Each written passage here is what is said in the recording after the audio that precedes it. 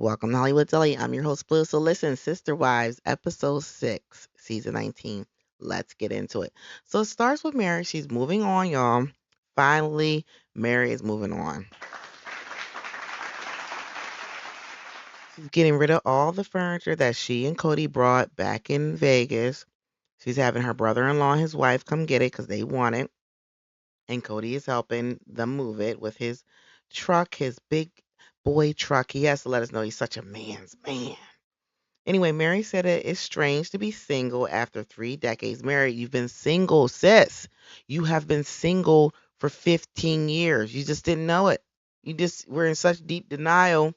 And then also, he gave you a plethora of lies he spilled to you. So I get it. He did lead her on. I'm not gonna lie about that, but she also let herself on too. Anyway, she said she's still trying to get used to it and wrap her head around it. Meri said that she did cry a lot, and especially when she went to the church, and so that's probably why they gave her the abandonment label. And her brother-in-law then asked if she thinks it was fair, the process with the church, were they fair with her? And she said she thought it was fair, but Kody might not feel that way, and think otherwise. And then she proceeds to start laughing.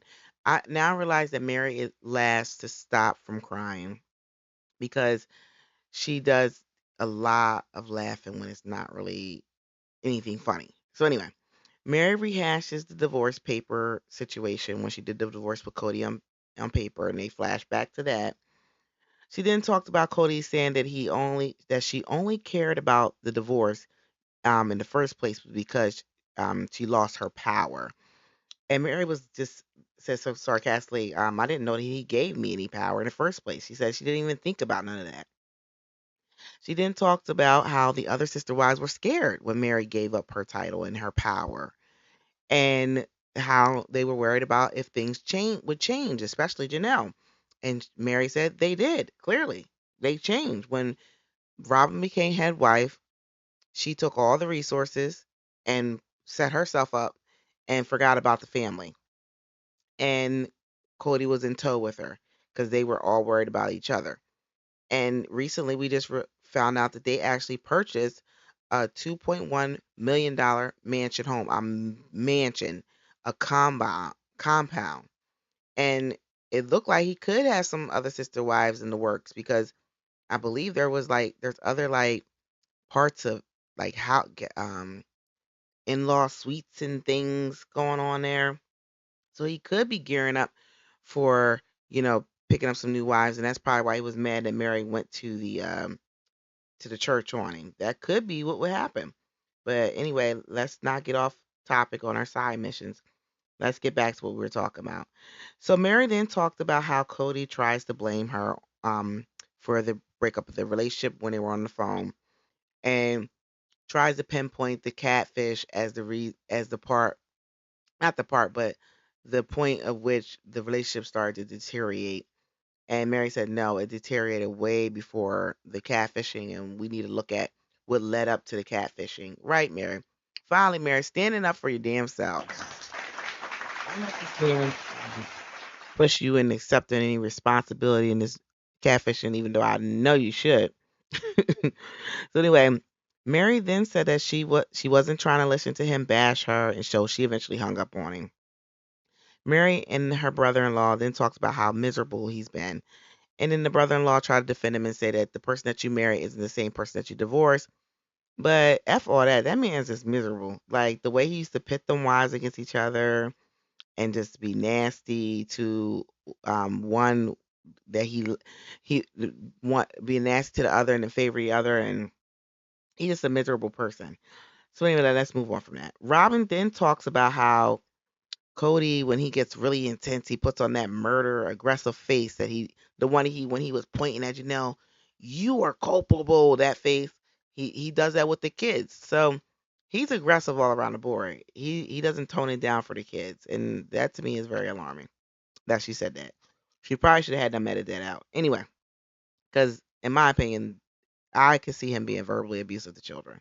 That's just my opinion. Don't have any proof of it, but that's my opinion. Anyway, Kody comes in comes after they talk about Kody. Kody comes in, to help the brother-in-law and get the furniture. And Mary does this goofy, weird dance because she feels so awkward around this man on ice. And I'm thinking to myself, she's gonna bust her ass and fall on this ice. And then anybody noticed that the camera kept peeling right to Mary's ass. Mary got a cake, okay? Mary is caked up. She got a booty. Mary, you need to go try to get you a brother with that ass, cause she and her ass is sitting right, you know. So anyway, so she's dancing around, and Cody's like, Mary, be careful on that ice. Like he gives a damn. He probably, man, that man's so ignorant. She falling, and that man probably walk right past her. So anyway, so then Christine and David, after a month of dating, are looking at wedding venues, which is ridiculous. Like, she is just ridiculous. Anyway, Isabel comments that Christine is moving too fast. And then Christine says, look, I'm 50. I know what I want, and I'm not slowing down. So David then said that he had been looking at this venue, this Moed venue, and that he apparently he brought a bunch of women there, and he said the next woman that really likes Moed like he does, he's marrying her. And so that they're at this venue, and it was really nice, and so they're all in. Christine said he locked me down. When a bitch say that he locked you down, damn it, he locked her down. That's what she said. So anyway, Kody said that he heard Christine is dating and met her soulmate, and he said he's offended by that, and that a soulmate was out there for her. Isn't that weird? A weird thing to say. And maybe I'm processing what he said wrong because he says weird stuff in code so much. But he's offended that she found her soulmate. That is just how miserable he is. He's so miserable. Like, you got the woman of your dreams, allegedly.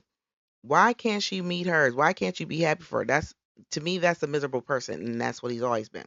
So anyway, Christine then talks about how in polygamy, the other wives were not acknowledged. There was no weddings, even though the church supported it, and how she thought it was silly, which I think is silly as well, but whatever. And to me, but then again, I have to peel that back. Where the first wife is usually the legal wife, the one that he marries, and the other wives are just the mistresses. And so it kind of goes back to creating that competition, that environment where the women are, pawning for a man's attention. That's the vibe that I at least get. So then it cuts to Kody saying that he felt pressured to marry Christine because he knew her a long time, and that she wanted to be a part of his family. He liked her family, and also she was polygamy royalty. Now he needs to own that part. You weren't obligated to marry her. You didn't have to marry her. You wanted the status. That's why you married her. Just say that instead of all that bullshit you saying. So anyway, Christine then says that the polygamy royalty thing was brought up by Kody, and that she never cared about that stuff. Christine, you're full of it. You're full of it, because in this culture, any type of leverage, you women use it to be appealing to these men. So I don't believe that for 1 second. Anyway, Kody then is helping move the furniture and lets it slip that Robin isn't happy with the changes in the family.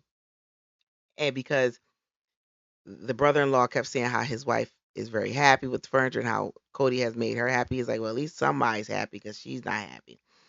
Robin's only upset because she wanted to be head wife of the family, and she wanted them to fall in line. Look, I get all the resources that y'all provide, and y'all take the scraps. And they wasn't going for it.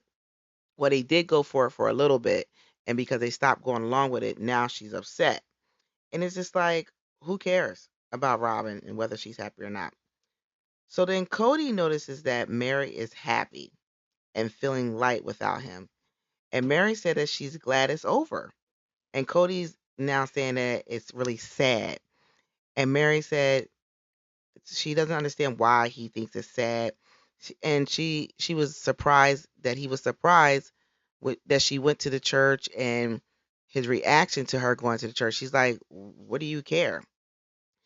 And he brings up the Sonny and Cher craziness, and it's like, dude, you're weird.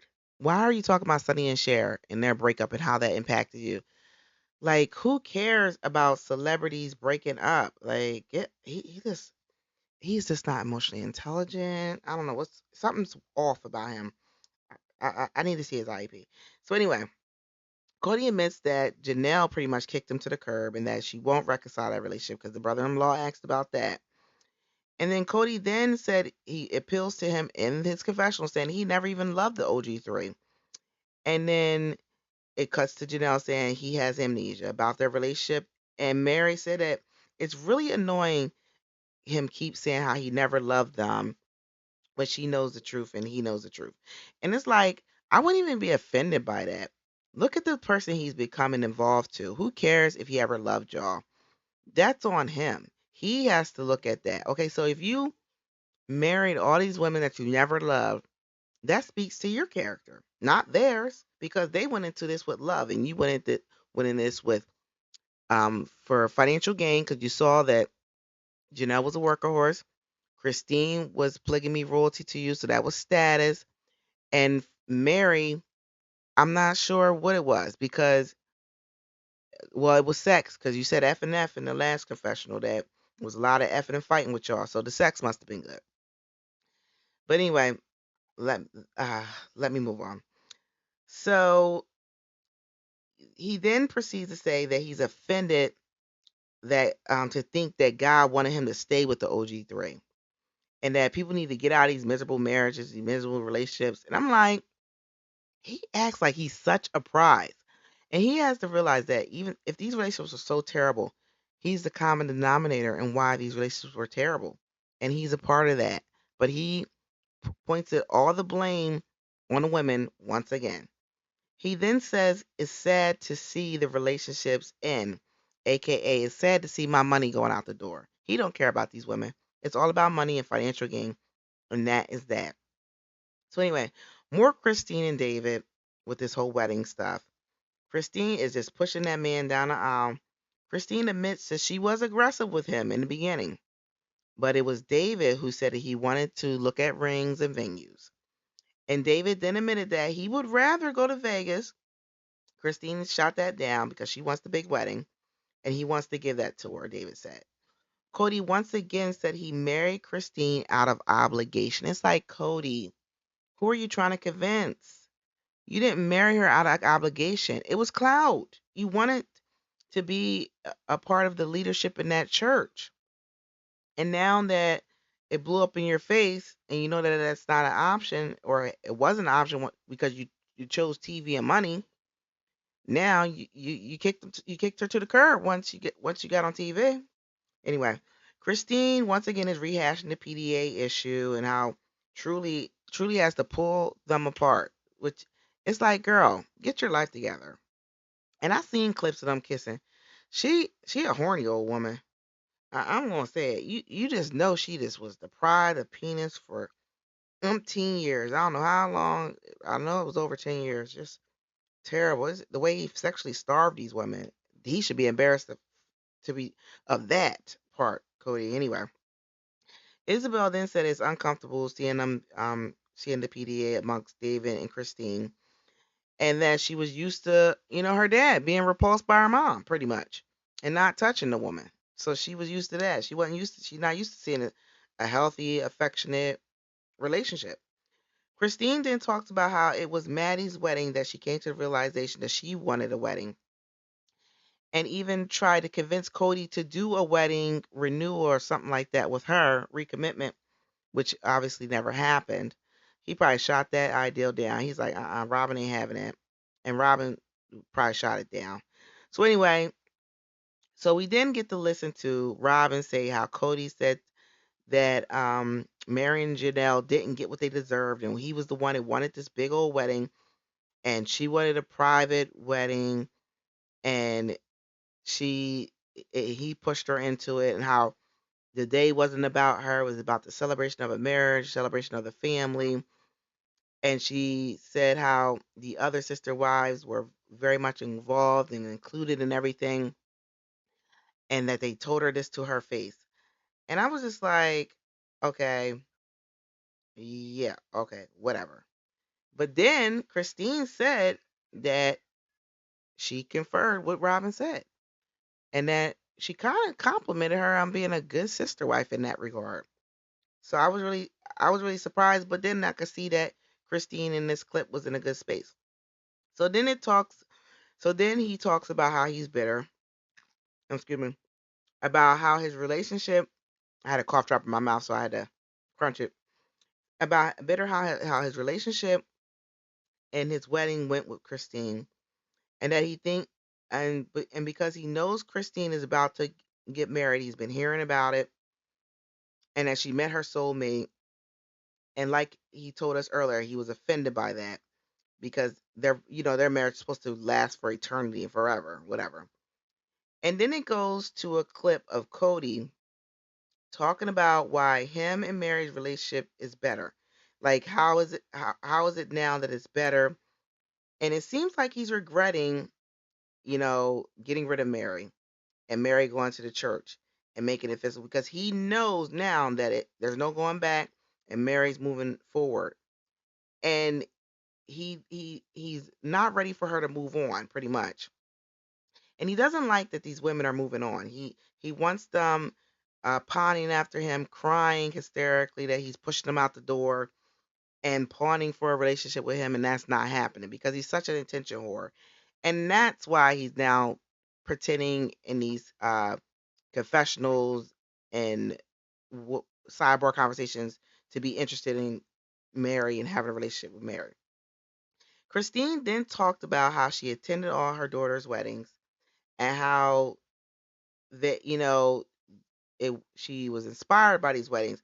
But it was funny. She talked about how she liked what Maddie's theme was, and she talked about Aspen's theme. But then when it came to McKelty's wedding, she was like, "Oh, it was just a party."